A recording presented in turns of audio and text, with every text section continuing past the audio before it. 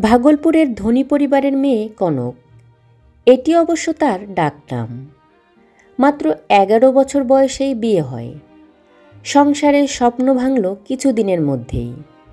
বিয়ের পর ওইটুকু মেয়েকে স্বামী বলেছিলেন, আমি অন্য একজনকে ভালোবাসি, তোমাকে মানতে পারবো না। নতুন বউকে ছেড়ে স্বামী উড়িষ্যায় চলে যান শিক্ষকতা করতে। এরপর বাবা কনককে নিয়ে এলেন কলকাতায়। পাশের বাড়িটি সঙ্গীতাচার্য কৃষ্ণচন্দ্র দের। ভাগলপুরে থাকতেই দামোদর মিশ্রের কাছে কনকবালার শাস্ত্রীয় সঙ্গীতে হাতেখড়ি।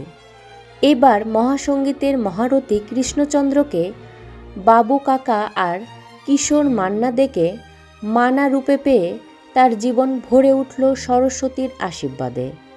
সঙ্গে সাক্ষাৎ শম্ভু মহারাজের কাছে উচ্চাঙ্গ নৃত্যের তালিম। ভাগলপুরের রাজবাড়ির নাতি কুমুদলাল, পরে অবশ্য অশোক কুমার, তখন বোম্বাইয়ের রূপনগরে তরুণ তুর্কি। কনকের জন্য একই ভবিষ্যৎ ভাবলেন দাদারা। রাজপরিবারের বন্ধু উপেন গোস্বামী ফিল্ম কোম্পানির ম্যানেজার। তার তদবিরেই কিশোরী কনক প্রথম দাঁড়ালেন ক্যামেরার সামনে। ছবির নাম পথের শেষে। পরিচালক জ্যোতিষ মুখোপাধ্যায়। চরিত্র এক কম বয়সী বৈষ্ণবীর। পারিশ্রমিক 7.5 টাকা। অভিনয় শেষে জহর গঙ্গোপাধ্যায় নরেশ মিত্রদের দেখতে দেখতে সাজঘরে এসে তেল ঘষে মেকআপ তুললেন ছায়াদেবী। 1936-এ পথের শেষে মুক্তি পেল। সে ছবিতে তাকে দেখে বিস্মিত পরিচালক দেবকী কুমার বসু। সোনার সংসারে নায়িকা হিসাবে প্রথমবার সই করান তাকে। ছবি মুক্তি পেতে ছায়ার সেই কোহিনূর আলোয় মন্ত্রমুগ্ধ সকলে। নায়িকা পেলেন সোনার মেডেল ও অজস্র অভিনয় প্রস্তাব। অভিনয়ের পাশাপাশি সকলকে চমকে দিয়ে বেতারে নিয়মিত শোনা যেতে লাগলো তার খেয়াল। প্রচণ্ড জনপ্রিয় হলো তার গাওয়া ঠুমরি আর দাদরা।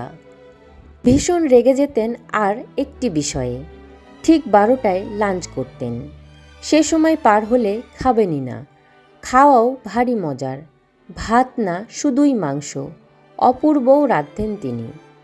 কত রকমের মায়ের চরিত্রে রূপদান করেছিলেন তিনি, অথচ বাস্তব জীবনে মা হওয়ার স্বাদ পেলেনই না। আজীবন বিয়ে করেননি।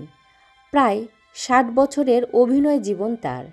শেষ ছবিটি 1993-এ রাম মুখোপাধ্যায় পরিচালিত তোমার রক্তে আমার সোহাগ। তিনি হচ্ছেন জনপ্রিয় অভিনেত্রী ছায়াদেবী। দেশ ও বিদেশের তারকাদের বিভিন্ন তথ্য জানতে চ্যানেলটি সাবস্ক্রাইব করে পাশে থাকুন। সবাইকে অসংখ্য ধন্যবাদ।